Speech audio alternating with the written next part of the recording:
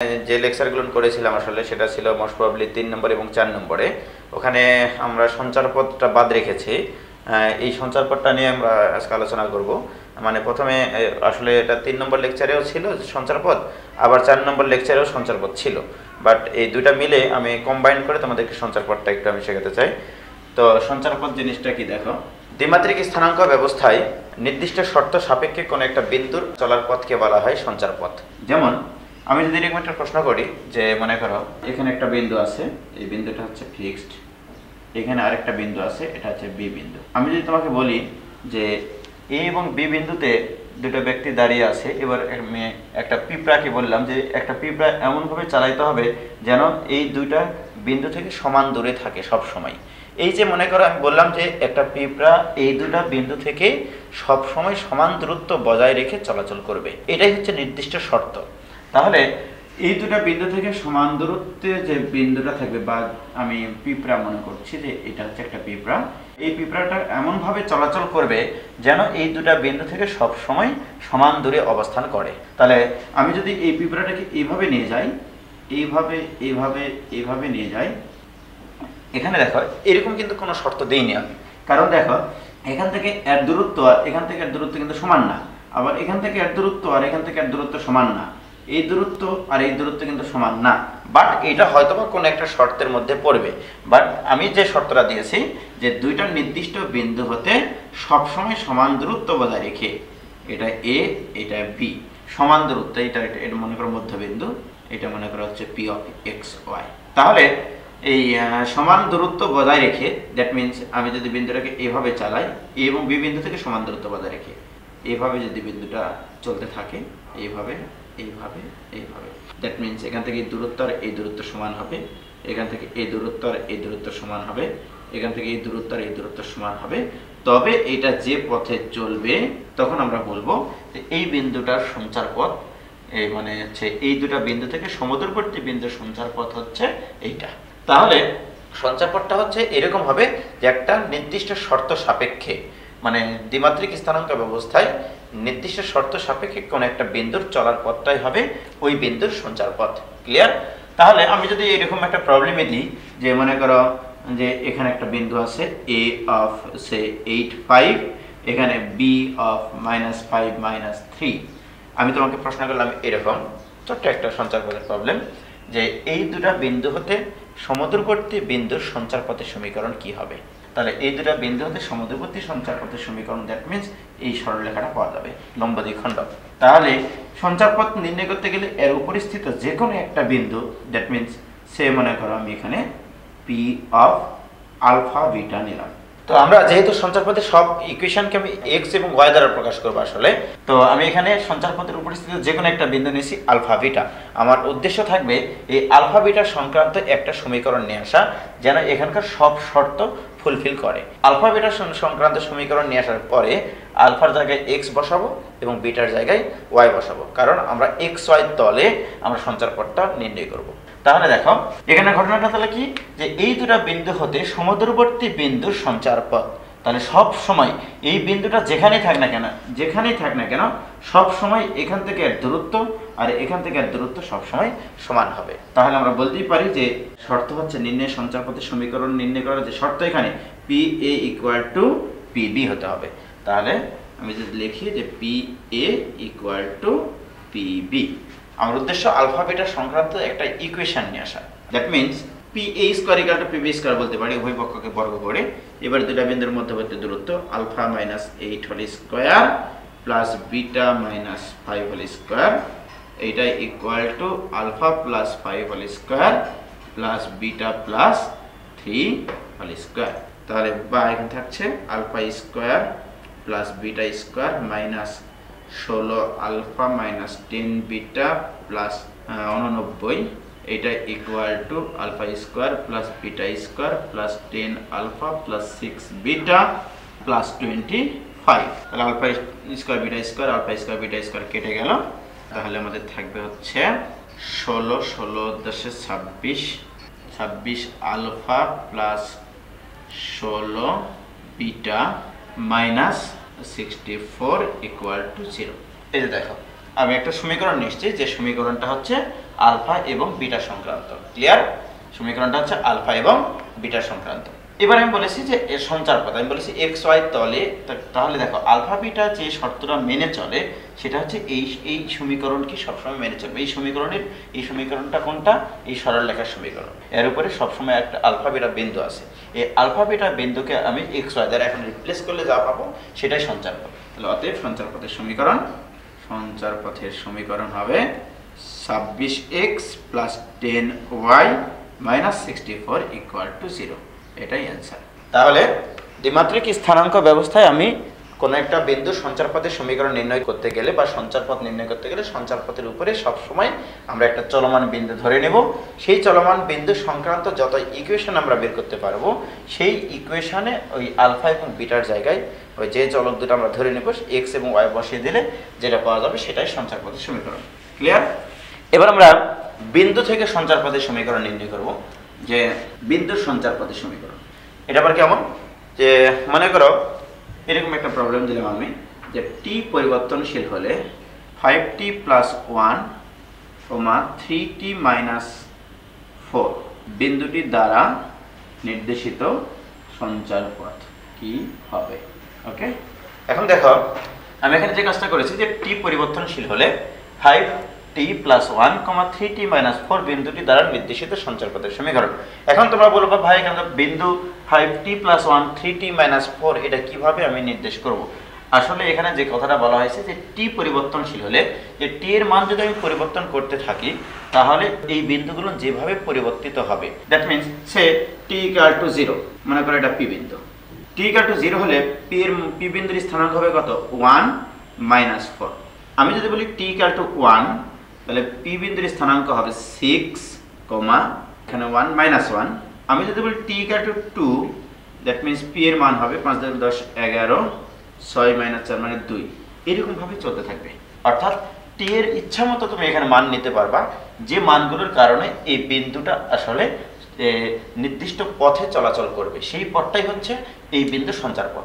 এখন দেখো আমি যদি গ্রাফিক্যালি এটা রিপ্রেজেন্ট করি, যে এটা x অক্ষ, 1 - 4 বিন্দু, 1 - 4 মোটামুটি এখানে, 6 - 1, 1 2 3 4 5 6, 6 - 1 দ্যাট মিনস এখানে, 11 2 6 7 8 9 10 11 2 1 2, এই তিনটা বিন্দু।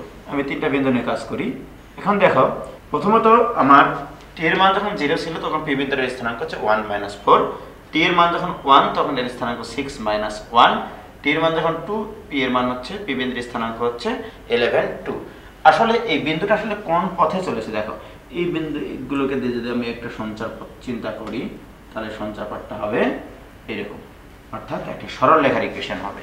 তাহলে টি পরিবর্তনশীল হলে এই বিন্দুটা আসলে একটা জায়গাতে থাকবে না, এটা একটা নির্দিষ্ট সঞ্চার পথ মেনে চলবে, সেটা হচ্ছে সরল রেখার ইকুয়েশন। এটা আমরা গ্রাফিক্যালি দেখালাম বা প্র্যাকটিক্যালি দেখালাম, বাট এটা থিওরিটিক্যালি কিভাবে আমরা দেখাবো যে এটা সঞ্চার পথের সমীকরণ একটা সরল রেখা হবে। ক্লিয়ার? সেটা আবার দেখি। তো আমি যেটা শেখাই সেটা হচ্ছে যে যদি তুমি কোনো বিন্দু থেকে এরকম টি পরিবর্তনশীল বা থিটা পরিবর্তনশীল বা মিউ পরিবর্তনশীল যে কোনো একটা মনে করো রাশি পরিবর্তনশীল বলে এরকম যদি একটা বিন্দুর স্থানাঙ্ক দেওয়া থাকে, সেখান থেকে যদি সঞ্চারপথের সমীকরণ নির্ণয় করতে বলে, তো আমি যেটা শেখাই যে রাশিটা পরিবর্তনশীল তাকে ভ্যানিশ করতে হবে। তার আগে তোমাকে কিন্তু ধরে নিতে হবে সঞ্চারপথের উপরে যে কোনো একটা বিন্দু।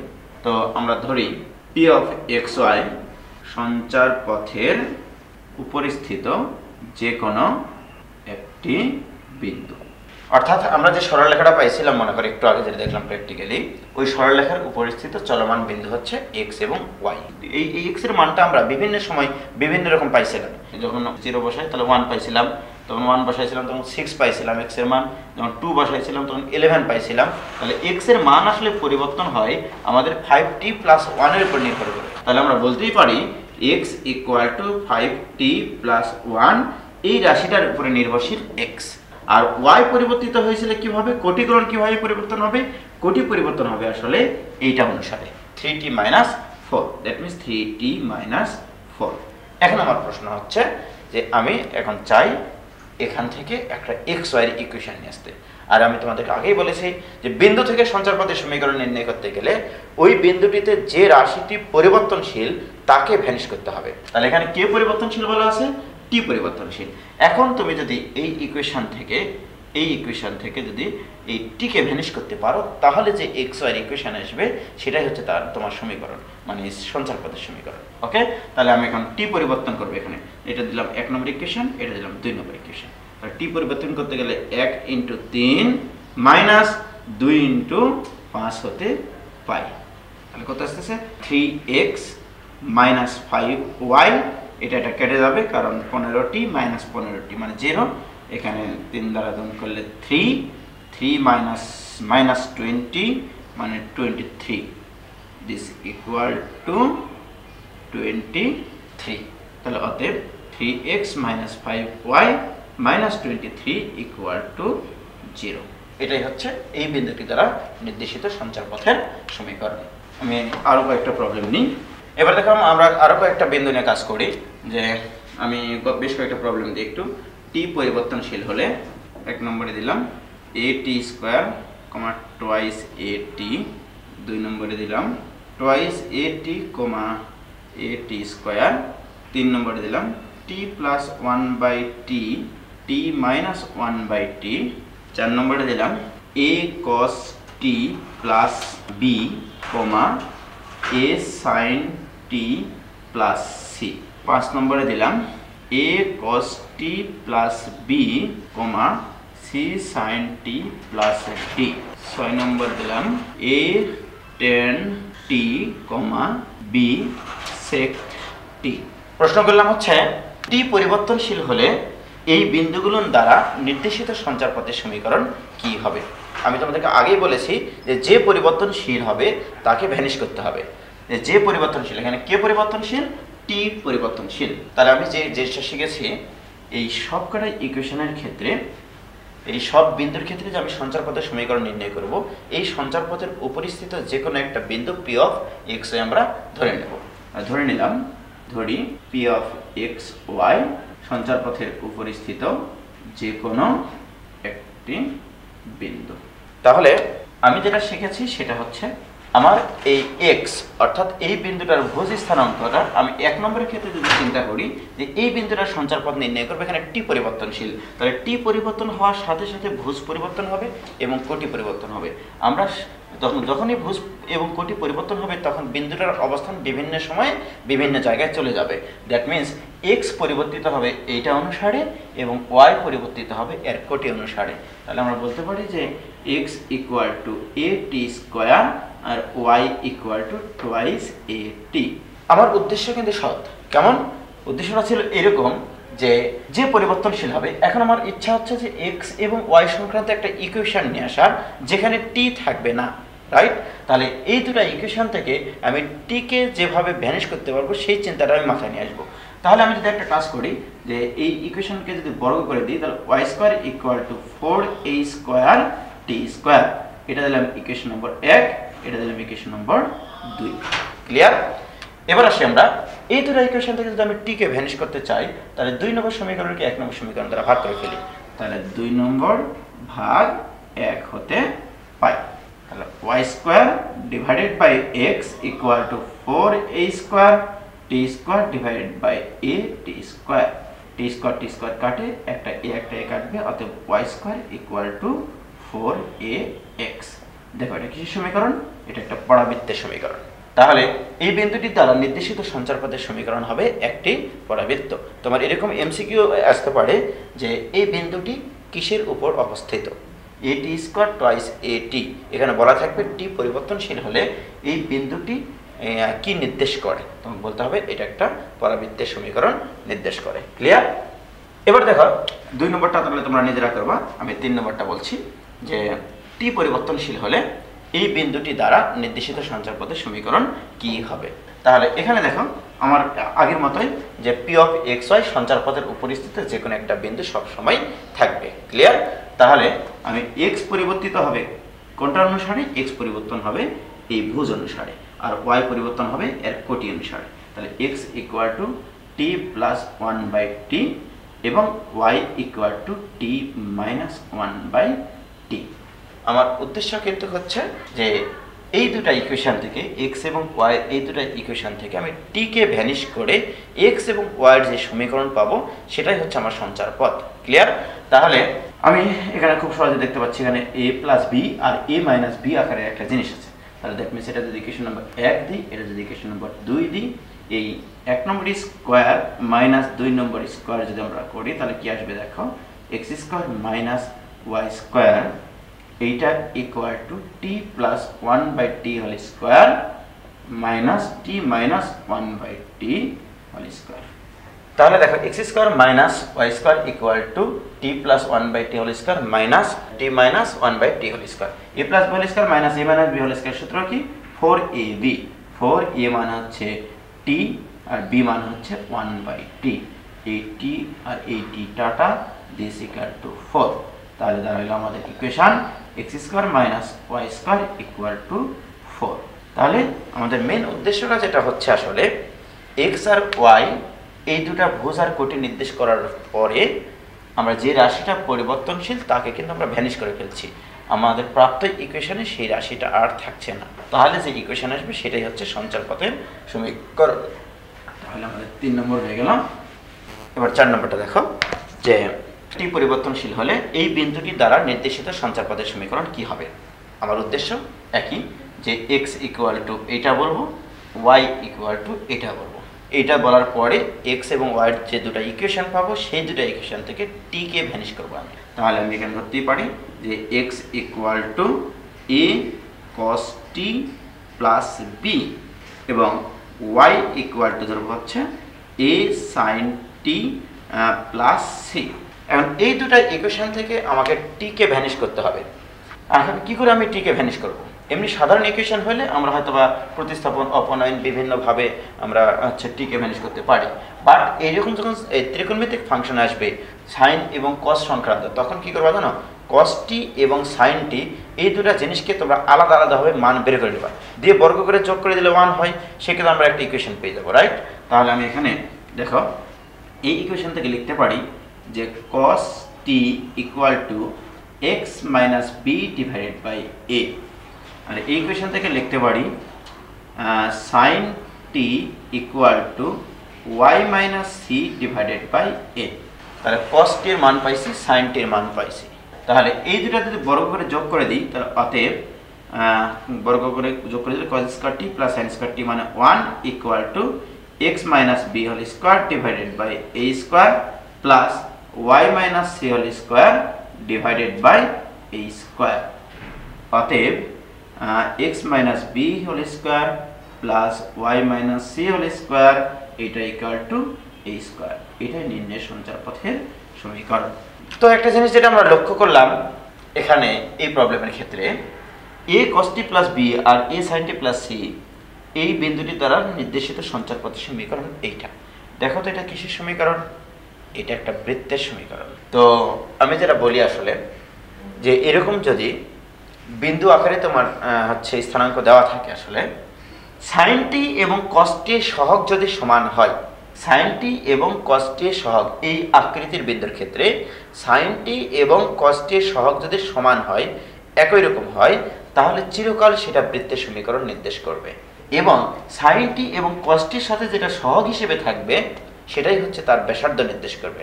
যেমন আমি যদি এখন তোমাকে বলি যে থিটা পরিবর্তনশীল হলে মনে করো এরকম দিলাম 2 plus 3 cos theta 5 plus 3 sin theta, এটা দ্বারা নির্দেশিত সঞ্চার পথের সমীকরণ কি হবে? আমার বিশ্বাস যে এই প্রবলেম এখন তুমি অনেক সহজে পারবা, কারণ এখানে দেখো cos থিটা এখানে কে পরিবর্তনশীল? থিটা পরিবর্তনশীল। তাহলে cos থিটা এবং sin থিটার সহগ দুটো কি? দুটার সহগই হচ্ছে 3।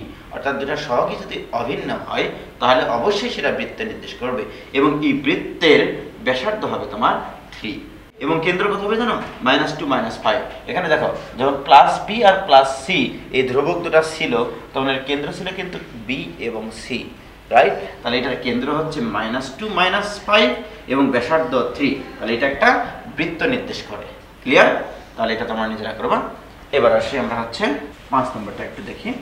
এখন অবশ্য আমার করানোর প্রয়োজন নাই, কারণ তোমরা মেন থিমটা শিখে গেছে এখানে যে আসলে আমি কিভাবে বিন্দু থেকে সঞ্চারপথের সমীকরণ নির্ণয় করছি, যে বিন্দুটাতে যে রাশিটা পরিবর্তনশীল সেই রাশিকে ভ্যানিশ করতে হবে। এটা আমি করে দিচ্ছি। এবার এটা করে দিই। ওকে, 6 নম্বর। তাহলে আমরা ধরে নেব আবারও যে পি অফ এক্স ওয়াই সঞ্চারপথের উপরিস্থিত যে কোনো একটি বিন্দু। তাহলে অতএব এক্স ইকুয়াল টু লিখতে পারবো আমি এ ট্যান টি এবং ওয়াই ইকুয়াল টু লিখতে পারবো বি সেক টি। টি পরিবর্তনশীল, দ্যাট মিনস আমাকে টি কে ভ্যানিশ করতে হবে। ক্লিয়ার? তাহলে আমরা এখানে একটা কাজ করি, এই ইকুয়েশন থেকে ট্যান টি এর মানটা বের করে নিই। Tan T equal to X by A এবং এখান থেকে সেক টি এইটা ইকুয়াল টু আমরা বের করি ওয়াই ডিভাইডেড বাই বি। এখন আমি এই দুটো ইকুয়েশন থেকে এমন কিছু আমাকে চিন্তা করতে হবে যেন আমার টিটা ভ্যানিশ হয়। তো আমরা জানি যে sec square theta equal to 1 plus tan square theta. তো আমি যদি বা sec square theta minus tan square theta equal to 1 লেখা যায়, তাহলে আমরা লিখতে পারি যে এইটার উপরে বর্গ যদি করি তাহলে এটা ইকুয়েশন নম্বর 1 দিলাম, এটা ইকুয়েশন নম্বর 2 দিলাম। একটা কাজ করি এরকম, তাহলে যে 2 নম্বর ইকুয়েশন এর উপরে বর্গ মাইনাস 1 নং এর বর্গ হতে পাই। ওকে, তাহলে sec square T minus tan square T equal to Y square divided by B square, বর্গ করে বের করছি X square by A square, right? তাহলে এটা মানে 1, তাহলে অতএব Y square divided by B square minus X square divided by A square equal to 1। এটা একটা কিসের সমীকরণ? এটা অধিবৃত্তের সমীকরণ। তাহলে আমরা শিখলাম হচ্ছে বিন্দু থেকে সঞ্চারপথের সমীকরণ। ওকে, এবার আমরা সরলরেখা, বৃত্ত, পরাবৃত্ত, উপবৃত্ত, অধিবৃত্ত এগুলোর কিছু সঞ্চারপথের প্রবলেম আমরা লিখি এবং সেগুলো সলভ করার চেষ্টা করি। যে মনে করো এরকম একটা প্রবলেম দিলাম যে এইচ কে বিন্দু হতে মূল বিন্দুগামী যে কোনো সরলরেখার উপর অঙ্কিত লম্বের পাদবিন্দুর সঞ্চারপথ। তো ব্যাপারটা হচ্ছে এরকম যে মনে করো এটা হচ্ছে একটা সরলরেখা, এটা হচ্ছে মূল বিন্দুগামী যে কোনো একটি সরলরেখা। তাহলে y ইকুয়াল টু mx। প্রশ্ন হচ্ছে যে পি অফ এইচ কে মনে করে এখানে যে কোনো এইচ কে এখানে যে কোনো একটা বিন্দু। আমার প্রশ্নে যেটা বলা হয়েছে যে এই এইচ কে বিন্দুটি থেকে এই সরলরেখার উপর যদি আমি লম্ব টানি, এই লম্বের পাদবিন্দুর সঞ্চারপথ। তাহলে পাদবিন্দুর সঞ্চারপথ দেখো, এটা হচ্ছে মূল বিন্দুগামী। সে ব্যাপারটা হচ্ছে এইরকম। আসলে আমি যদি অ্যাকচুয়াল চিত্র আঁকি, যে এটা মনে করা হচ্ছে যে কোনো একটা, এটা হচ্ছে দ্বিমাত্রিক স্থানাঙ্ক ব্যবস্থা, অক্ষ ব্যবস্থা। মূল বিন্দুগামী সরলরেখা এটা হতে পারে, এটা হতে পারে, এটা হতে পারে, এটা হতে পারে, এটা হতে পারে। ব্যাপারটা হচ্ছে এরকম। ওকে, এখন প্রশ্ন করা হয়েছে যে এরকম যে মনে করো পি অফ এইচ কে বিন্দুটা হচ্ছে এখানে, এইচ কে বিন্দুটা হচ্ছে এখানে। এই এইচ কে বিন্দু হতে এই সরলরেখাগুলোর উপরে যদি আমরা লম্ব টানি, এই লম্বের পাদবিন্দুগুলো যে সঞ্চারপথ তৈরি করে সেই সঞ্চারপথটা আমাকে নির্ণয় করতে হবে। মনে করো প্রথমত এই সরলরেখার উপরে যদি আমরা লম্ব টানি, দ্যাট মিনস এইটা আমাকে নিতে হবে এই বিন্দু। আমি যদি এই সরলরেখার উপর লম্ব টানি তাহলে নিতে হবে আমার এইটা, দ্যাট মিনস এই বিন্দুটা। এই সরলরেখার উপর যদি লম্ব টানি দ্যাট মিনস নিতে হবে এইটা। আমি যদি এই সরলরেখার উপর লম্ব টানি দ্যাট মিনস নিতে হবে এইটা। যদি এই বিন্দু থেকে এই এইচ কে বিন্দু থেকে এই সরলরেখার উপর আবার লম্ব টানি দ্যাট মিনস হবে মনে করো এইটা। আমি যে এই বিন্দুগুলো পাইলাম, এই যে লম্বের পাদবিন্দুগুলো, এরকম হাজার হাজার সরলরেখা এখানে টানা যায়, এরকম হাজার হাজার মূল বিন্দুগামী সরলরেখা টানা যায়। তাহলে আমি এই এইচ কে বিন্দু হতে এই সরলরেখাগুলোর উপরে যে লম্ব টানলাম, এই লম্বগুলো পাদবিন্দুর স্থানাঙ্ক নির্ণয় করে, পাদবিন্দুর সঞ্চারপথ, তাহলে কোন পথ অনুসারে এটা চলে, দ্যাট মিনস এটা আসলে এরকম ভাবে চলবে। দেখো এই যে মনে করো এরকম একটা সঞ্চারপথ তৈরি করবে, রাইট? আমরা এই সঞ্চারপথটাই নির্ণয় করতে চাই। তাহলে এই যে সঞ্চারপথটা, এই সঞ্চারপথের উপরিস্থিত যে কোনো একটা বিন্দু আমরা নিলাম, এই যে এই বিন্দুটা, that is P of X Y. এটা শিওর যে এটা মূল বিন্দুগামী সরলরেখার সমীকরণ, এবং মূল বিন্দুগামী সরলরেখার সমীকরণ মানে সেটা 0 0 বিন্দুতে যাবেই, রাইট? তাহলে 0 0 বিন্দুতে যাবে মানে এর উপরিস্থিত একটা বিন্দু, নির্দিষ্ট বিন্দু, এটা আমাদের 0 0 বিন্দু, এটা আমার জানা, দ্যাট মিনস ও অফ 0 0। আমি যদি এখন কোনো ক্রমে এখানে এক্স ওয়ার একটা ইকুয়েশন নিয়ে আসতে পারি তাহলে কিন্তু প্রবলেমটা কমপ্লিট। তাহলে আমার এই ইকুয়েশনটা নিয়ে আসতে গেলে এই শর্তানুসারে কি হতে হবে দেখো, এইচকে থেকে এই সরলরেখার উপর লম্ব টানবা, এই যে এই সরলরেখাটার উপরে লম্ব টানবা, দ্যাট মিনস এইটা সবসময় এই সরলরেখার উপর লম্ব হবে। এর অর্থ হচ্ছে এই সরলরেখা এবং এই সরলরেখার ঢালের গুণফল সবসময় -1 হবে। ক্লিয়ার? তাহলে আমি যদি বলি যে এটা ঢাল কত, এটা ঢাল হচ্ছে কোটিদ্বয়ের অন্তর y-0 ডিভাইডেড বাই ভুজদ্বয়ের অন্তর x-0 ইন্টু এর ঢাল কত হবে, কোটিদ্বয়ের অন্তর ডিভাইডেড বাই ভুজদ্বয়ের অন্তর, that means x-h, this equal to -1। তাহলে বা এখানে থাকলো y into y-k, this equal to -x into x-h। তাহলে অতএব x into x-h plus y into y-k equal to 0। তাহলে লক্ষ্য করে দেখো এটা কি দাঁড়াচ্ছে আমার, এটা আসলে দাঁড়াচ্ছে একটা বৃত্তের ইকুয়েশন। কারণ কি দেখো, এইটা যদি 0 0 বিন্দু হয়, এটা যদি h কে বিন্দু হয়, এই দুটো বিন্দু যদি আমি যোগ করে দিই, তাহলে দেখো পি অফ এক্স ওয়াইটা হচ্ছে লম্বের পাদবিন্দু, 0 0 বিন্দু এই রেখার উপর স্থিত যে কোনো বিন্দু, এবং এইচ কে বিন্দুটাও ফিক্সড বিন্দু। তাহলে এইচ কে বিন্দু এবং 0 0 বিন্দু আসলে এই সমকোণী ত্রিভুজের এই অতিভুজের প্রান্ত বিন্দু নির্দেশ করে। আসলে তোমার বৃত্তটা কোন দিক দিয়ে যাবে দেখো, বৃত্তটার ইকুয়েশন আসলে এরকম হবে যে এই ত্রিভুজটা আছে, এই ত্রিভুজটার পরিবৃত্ত, কারণ এটা সমকোণী ত্রিভুজ, অর্ধবৃত্তস্থ কোণ আমরা জানি এক সমকোণ, রাইট? তাহলে এটা হচ্ছে আসলে অতিভুজ নির্দেশ করবে বা ব্যাস নির্দেশ করবে ওই বৃত্তের সমীকরণে। এটা হচ্ছে ব্যাসের প্রান্তদ্বয় 0 0 একটা, আর একটা হচ্ছে h-k। তাহলে কোন একটা নির্দিষ্ট বিন্দু হতে কোন একটা সরলরেখার উপর, কোন একটা, যে মূল বিন্দুকে আমি সরলরেখা মনে করো, মূল বিন্দুকে আমি সরলরেখার উপরই স্থিত যে লম্বটা টানা যায় ওই সরলরেখা থেকে, এই বিন্দুটা থেকে সরলরেখার উপরে ওই লম্বের পাদবিন্দুর সঞ্চারপথ হবে সর্বদা একটা বৃত্ত। ক্লিয়ার? এবার দেখো আমরা এবার বৃত্ত চ্যাপ্টারে একটা প্রবলেম করি। সেটা হচ্ছে, মনে করো এই হচ্ছে একটা বৃত্ত, এই বৃত্তটার সমীকরণ হচ্ছে x² প্লাস y² equal to a²। That means এই বৃত্তের কেন্দ্র হচ্ছে 0 0, C of 0 0।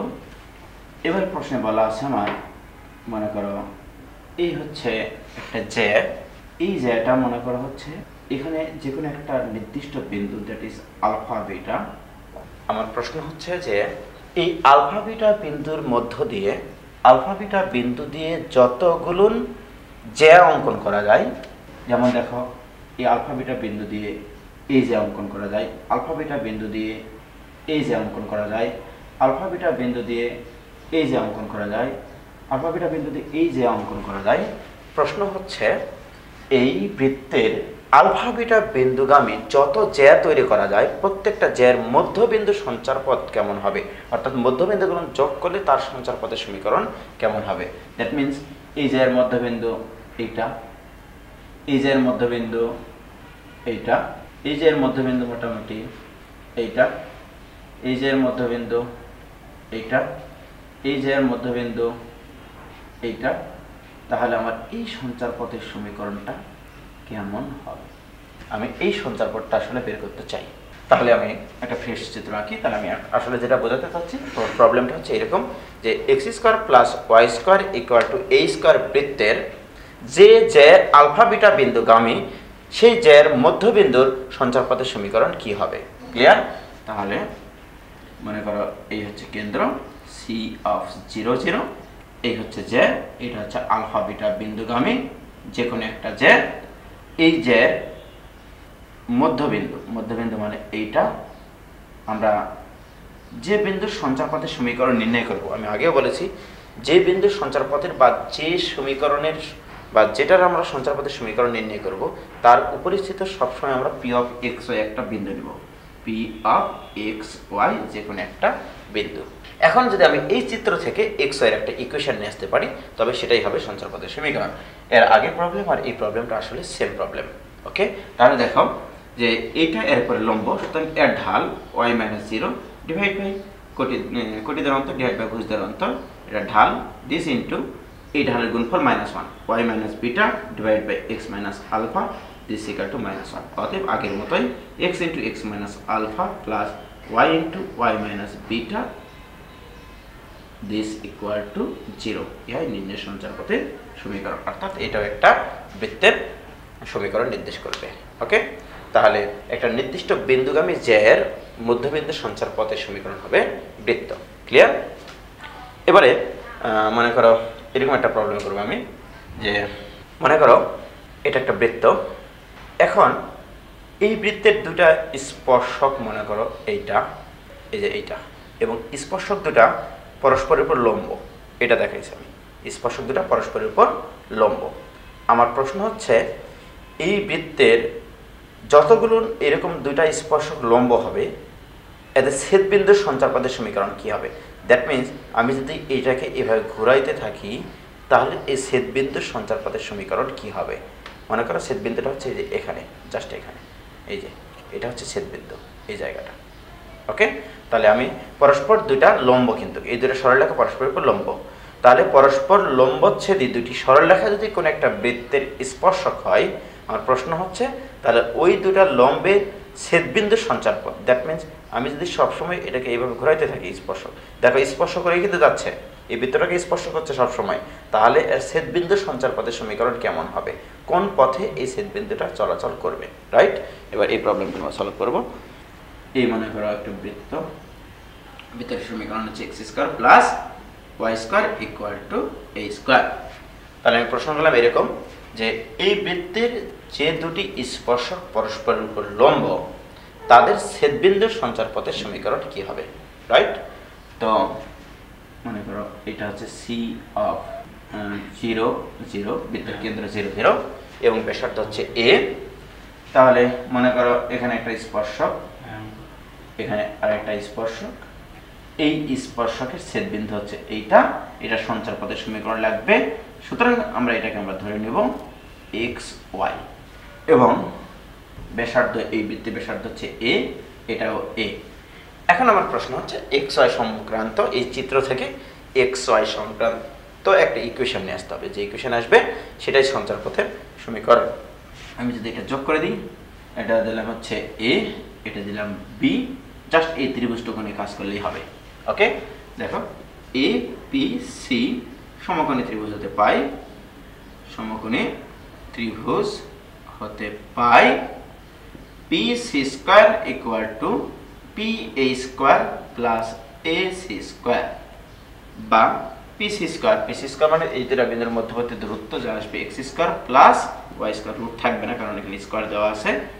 This equal to P A, P A মানে এইটুকু, এটা মানে এইটা, আর এটার দৈর্ঘ্য হচ্ছে এ, তাহলে এ স্কোয়ার প্লাস এসি মানেও এ, এ স্কোয়ার। অতএব X square plus Y square equal to 2a square. এটাও একটা বৃত্তের সমীকরণ, এবং আমরা সেটাই দেখছিলাম একটু আগে যেটা লক্ষ্য করেছি আমরা, পরস্পর লম্বচ্ছেদী, এই হচ্ছে তোমার দুইটা লম্ব, এই যে পরস্পর লম্ব দুইটা স্পর্শক। এখন এই হচ্ছে বৃত্ত, এইভাবে চালাইলে আসলে এটা বৃত্তাকারেই ঘুরবে। এই যে দেখো ছেদবিন্দু হচ্ছে এই যে এটা, এই ছেদবিন্দুটা আসলে বৃত্তাকারেই ঘুরবে। রাইট, তাহলে আমরা বৃত্তের ইকুয়েশনই পাবো। এবং ব্যাসার্ধটা দেখো, ব্যাসার্ধটা হচ্ছে আগের যে এই যে বৃত্তটা ছিল, এই বৃত্তের ব্যাসার্ধ এখান থেকে এইটুকু। রাইট, বাট এটা যখন এভাবে ঘুরবে, দ্যাট মিনস এই বিন্দুটার সঞ্চারপথের সমীকরণ, এই যে দেখো এখান থেকে, এটা যদি আমরা কেন্দ্র নির্দেশ করি, কেন্দ্র থেকে ব্যাসার্ধ আসলে এতদূর পর্যন্ত, তাহলে আগের ব্যাসার্ধের থেকে একটু হলেও বেশি হবে। এবং সেটা কত?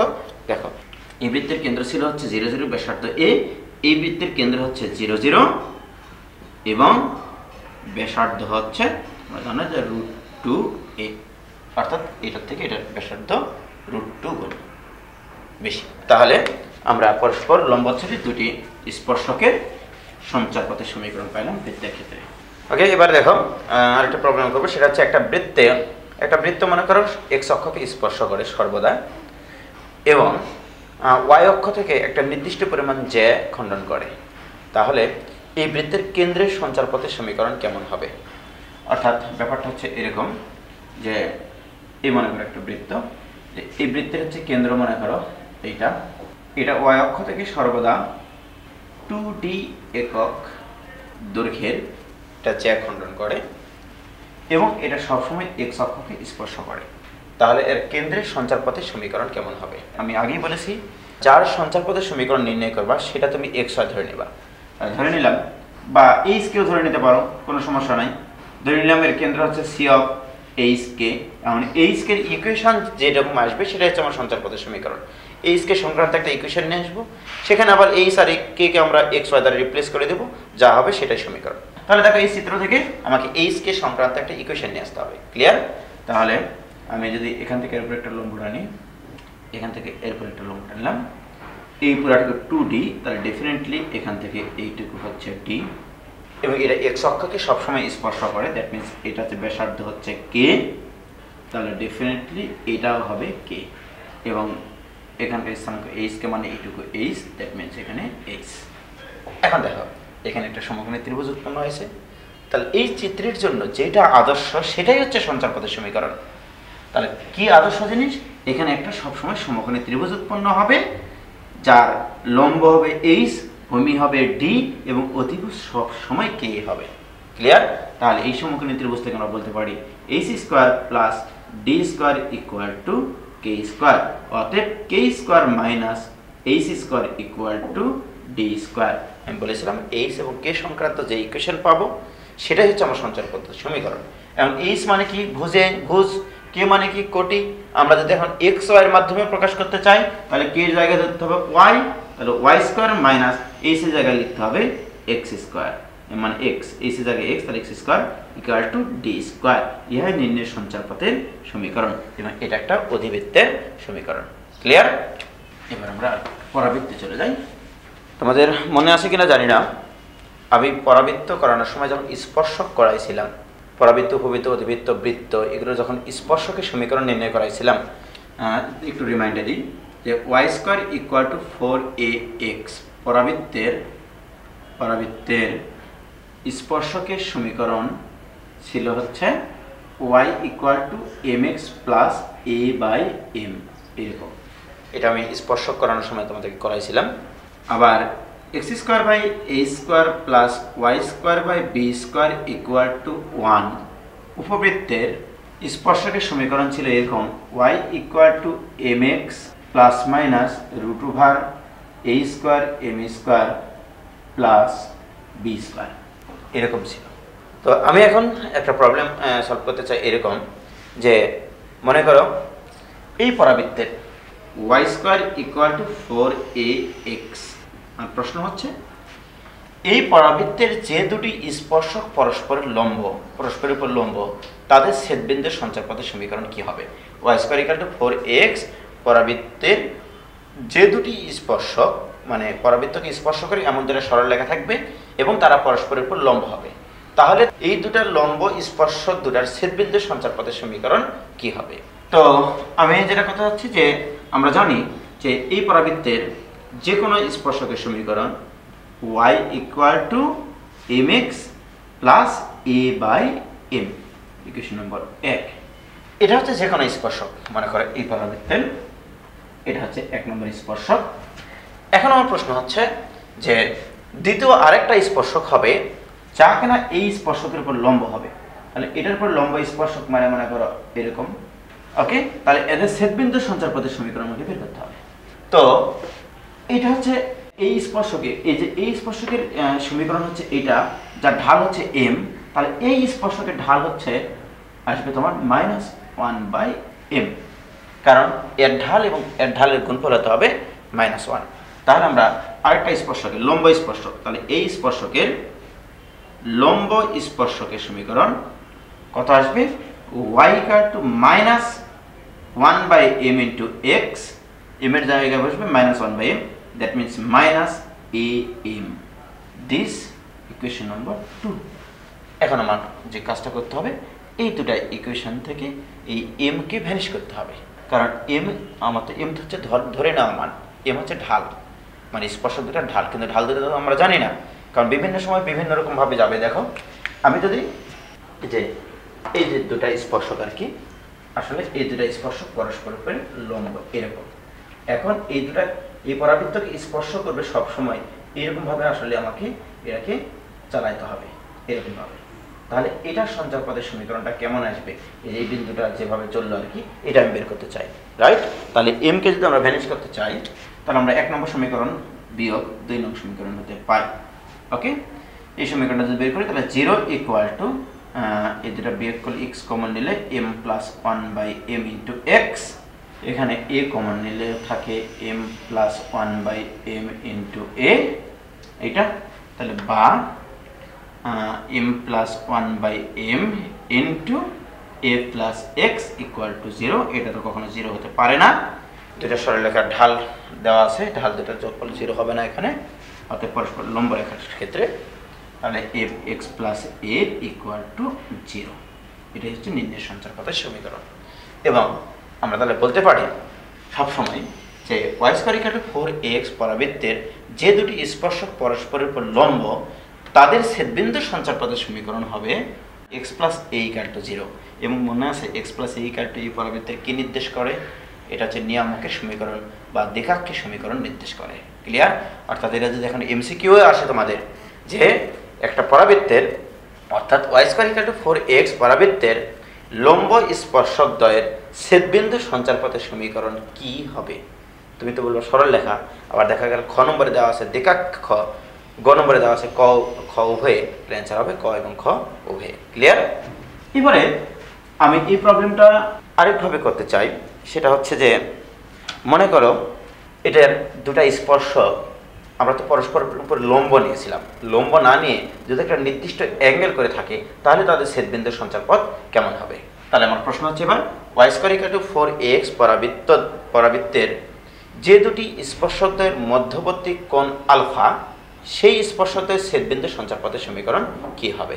তো আমরা এভাবে চিন্তা করি যে এই পরাবৃত্তের যে কোনো স্পর্শকের সমীকরণ y = mx + a/m, বা এখানে যদি আমি m দ্বারা গুণ করে দিই তাহলে my = m² x + a, তাহলে বা m² x minus y into m বা my, no problem, my plus a equal to 0।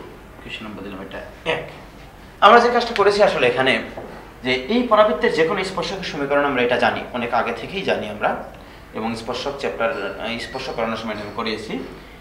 এখান থেকে আমি একটা m এর দ্বিঘাত সমীকরণ নিয়ে আসলাম। এর অর্থ কি জানো? m এর দ্বিঘাত সমীকরণ নির্দেশ করে m এর দুইটা মান পাওয়া সম্ভব এখানে, আর m এর যদি দুইটা মান পাওয়া সম্ভব হয় তাহলে আমি স্পর্শকের সমীকরণ পাবো আসলে দুইটা, অর্থাৎ পরাবৃত্তের স্পর্শক দুইটা পাওয়া সম্ভব সর্বদা। তাহলে এই দুইটা স্পর্শকের মধ্যবর্তী কোণ যদি আলফা হয়, ওকে, তাহলে আমি ধরে নিলাম এই m এর দুটি মান, m এর দুটি মান সেটা হচ্ছে m1 ও m2। ওকে, অতএব আমরা বহুপদী চ্যাপ্টারে শিখেছি যে মূলদ্বয়ের যোগফল, তার মানে m1 এবং m2 এই সমীকরণের দুটো মূল, অতএব m1 + m2 this equal two আসবে 1/m, মানে m/m², দ্যাট মিনস 1/m, আর মূলদ্বয়ের গুণফল দ্যাট মিনস m1 মূলদ্বয়ের যোগফল m1 + m2 equal to m এর সহগ মাইনাস m এর সহগ মানে y ডিভাইডেড বাই m² এর সহগ হচ্ছে x। এবারে m1 into m2 this equal two আসবে a/x, ধ্রুবক পদ ডিভাইড বাই m² এর সহগ। ওকে, তাহলে m1 + m2 equal to y/x এবং m1 m2 equal to a/x। এবার আসি, আমাদের কিন্তু প্রশ্নে বলা আছে সরলরেখাদ্বয়ের মধ্যবর্তী কোণ হতে হবে আলফা।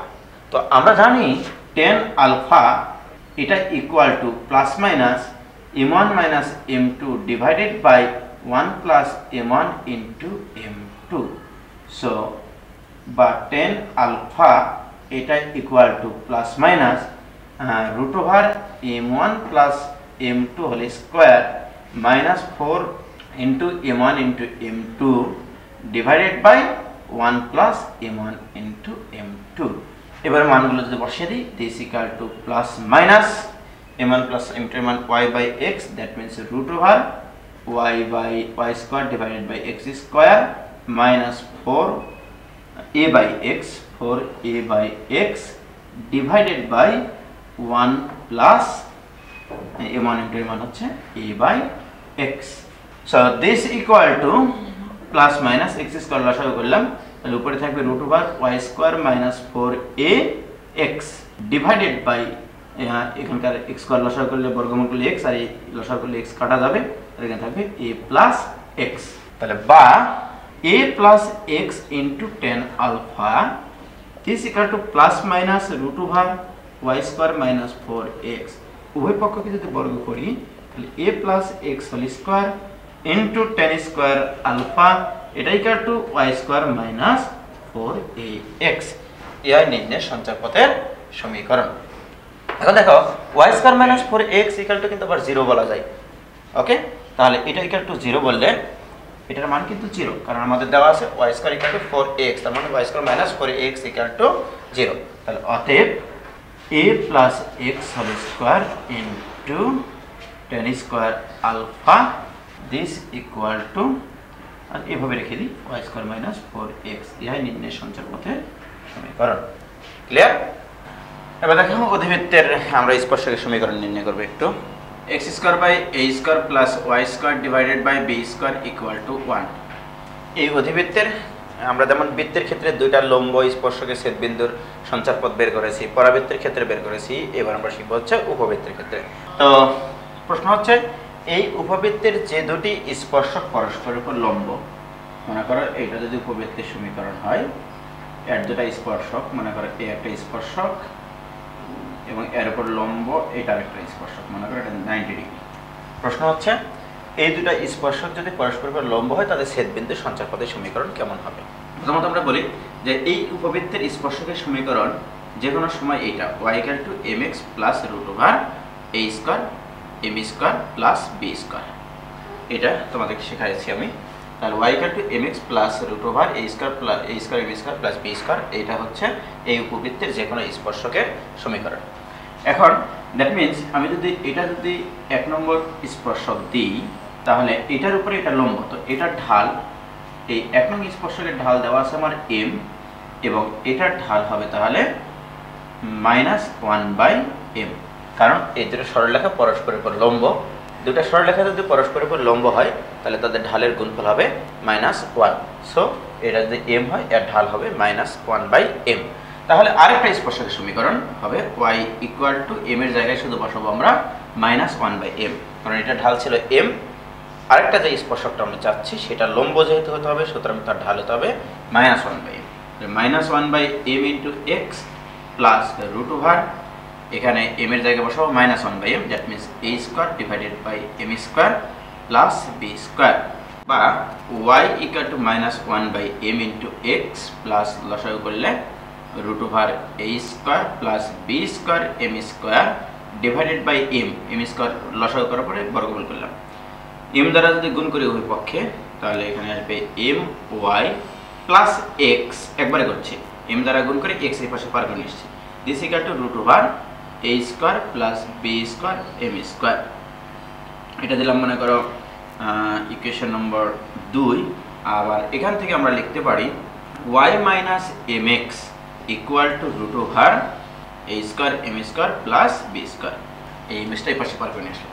এই দুটো যদি এখন বর্গ করে আমরা যোগ করে দিই, যে 2 স্কয়ার প্লাস 3 স্কয়ার হতে পাই যে my plus x whole square plus y minus mx whole square equal to, বর্গ করে যোগ করে দিচ্ছি, তাহলে a square plus b square m square plus a square m square plus b square.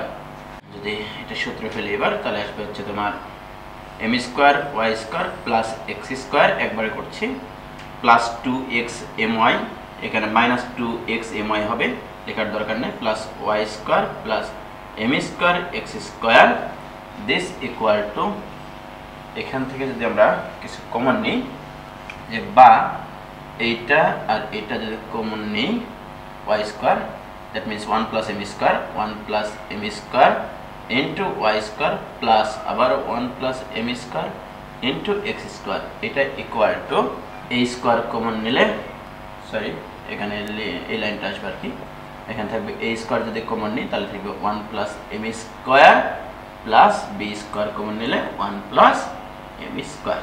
Okay, 1 plus m square দুই পাশ থেকেই কেটে যায়, তাহলে থাকবে আমার x square plus y square equal to a square plus b square.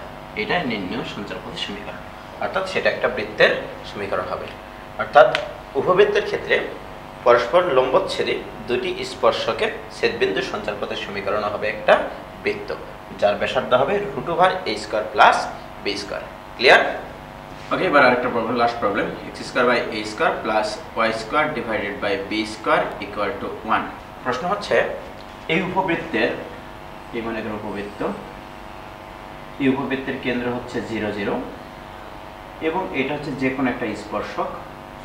প্রশ্ন হচ্ছে যে এই স্পর্শকের উপরে লম্ব টানা হলো, মনে করো এটার উপরে যদি আমরা লম্ব টানিছি, এই লম্বের পাদবিন্দু সঞ্চারপথের সমীকরণ কি হবে?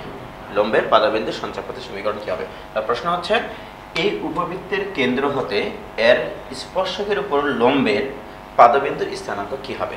তো আমরা জানি এই উপবৃত্তের যে কোনো স্পর্শকের সমীকরণ y = mx plus minus √a² m² plus b², right?